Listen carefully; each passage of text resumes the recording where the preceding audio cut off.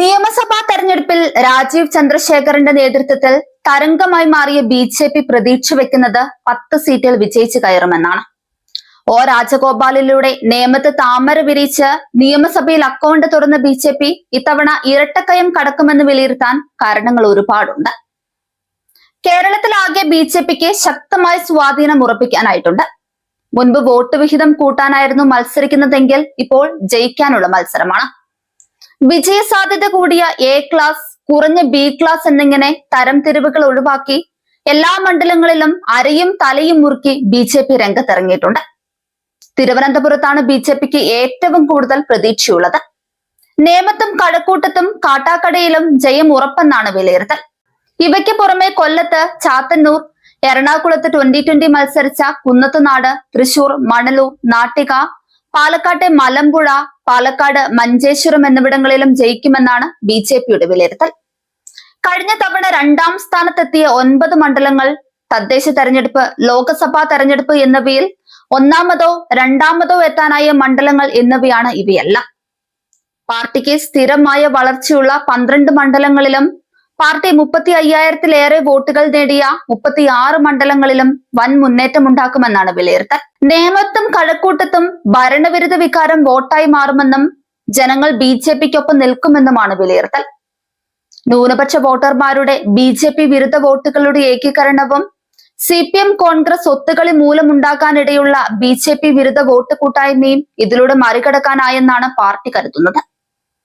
സംസ്ഥാനത്ത് ആദ്യമായി ബി.ജെ.പി. വിജയം നേടിയ മണ്ഡലമാണ് നേമം. ഇത്തവണ സംസ്ഥാന അധ്യക്ഷൻ രാജീവ് ചന്ദ്രശേഖറിനാണ് നേമത്ത് മത്സരിച്ചത്. കാടിളക്കിയുള്ള പ്രചാരണമായിരുന്നു നേമത്തുണ്ടായത്. സാധാരണ രാഷ്ട്രീയക്കാരൻ എന്നതിലുപരി ടെക്നോക്രാറ്റ് എന്ന വിശേഷണമുള്ള രാജീവ് ചന്ദ്രശേഖറിന് വൻതോതിൽ വോട്ട് സമാഹരിക്കാൻ കഴിഞ്ഞെന്നാണ് വിലയിരുത്തൽ. യുവാക്കളുടെയും വനിതകളുടെയും നിഷ്പക്ഷരുടെയും വോട്ടുകളും ബി.ജെ.പിക്ക് കിട്ടിയെന്നും വിലയിരുത്തലുണ്ട്.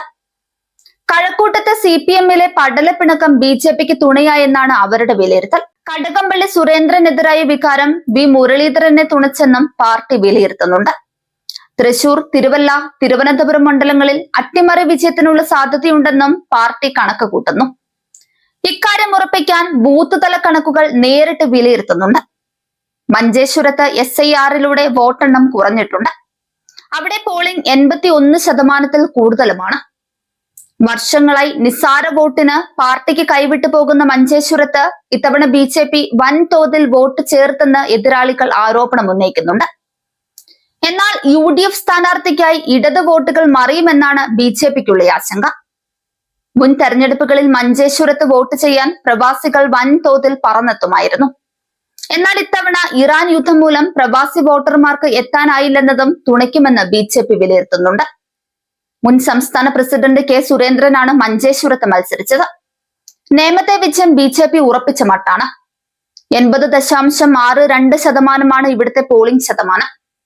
കഴിഞ്ഞ നിയമസഭാ തെരഞ്ഞെടുപ്പിൽ 69.81% പോളിംഗ് ശതമാനം കൂടിയെങ്കിലും SIR വന്നതോടെ വോട്ടർമാരുടെ എണ്ണത്തിൽ കുറവ് വന്നിട്ടുണ്ട്.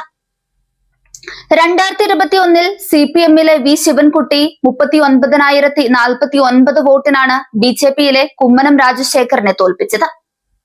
കോൺഗ്രസിലെ ശക്തനായ നേതാവ് K. മുരളീധരനായിരുന്നു. മറ്റൊരു സ്ഥാനാർത്ഥിയുടെ വിജയം 3% വോട്ടിനായിരുന്നു.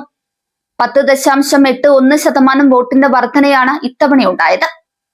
ലോക്സഭാ തെരഞ്ഞെടുപ്പിലും രാജീവ് ചന്ദ്രശേഖർ തന്നെയായിരുന്നു ബി.ജെ.പി. സ്ഥാനാർത്ഥി. നേമം മണ്ഡലത്തിൽ 45.17% വോട്ടാണ് അദ്ദേഹം നേടിയത്. തൊട്ടു പിന്നിലുള്ള ശശി തരൂരിനേക്കാൾ 22,126 വോട്ടിന്റെ ഭൂരിപക്ഷമാണ് ഉണ്ടായത്. LDF 3ാം സ്ഥാനത്തായിരുന്നു. ഇത്തവണ രാജീവ് ചന്ദ്രശേഖറിന് 6,000 മുതൽ 10,000 വരെ ഭൂരിപക്ഷം ലഭിക്കുമെന്നാണ് ബി.ജെ.പിയുടെ പ്രതീക്ഷ. ലോക്സഭാ തെരഞ്ഞെടുപ്പിൽ 61,227 വോട്ടാണ് രാജീവ് ചന്ദ്രശേഖറിന് ലഭിച്ചത്. ഈ വോട്ടിൽ വർധനയുണ്ടാകുമെന്നാണ് ബി.ജെ.പിയുടെ വിലയിരുത്തൽ. കേരളത്തിലെ വിജയസാധ്യതയെക്കുറിച്ച് പഠിക്കാൻ കേന്ദ്രം നിയോഗിച്ച ഏജൻസിയുടെ റിപ്പോർട്ട് പ്രകാരം 3 മുതൽ 8 സീറ്റുകളിൽ വരെ ജയിച്ചേക്കാമെന്നാണ് വിലയിരുത്തൽ. അതേസമയം കേന്ദ്ര ഇന്റലിജൻസ് ഏജൻസിയുടെ റിപ്പോർട്ട് പ്രകാരം നേമത്തും മഞ്ചേശ്വരത്തും മാത്രമാണ് ജയം ഉറപ്പിച്ചിട്ടുള്ളത്. എന്നാൽ ഈ റിപ്പോർട്ടിനെ തള്ളുകയാണ് ബി.ജെ.പി. 2016-ലെ നിയമസഭാ തെരഞ്ഞെടുപ്പിൽ 7 മണ്ഡലങ്ങളിലാണ് ബി.ജെ.പി. രണ്ടാമതെത്തിയതെങ്കിൽ 2021 അത് 9 ഉയർന്നിരുന്നു. കഴിഞ്ഞ 2 തെരഞ്ഞെടുപ്പുകളിലും ചാത്തന്നൂർ മണ്ഡലത്തിൽ 2ാം സ്ഥാനത്തായിരുന്ന BB ഗോപകുമാറാണ് ഇത്തവണ മത്സരിച്ചത്. ശക്തമായ അടിയൊഴുക്കുകളുള്ള ചാത്തന്നൂരിൽ വിജയം ഉറപ്പെന്നാണ് BJP പറയുന്നത്.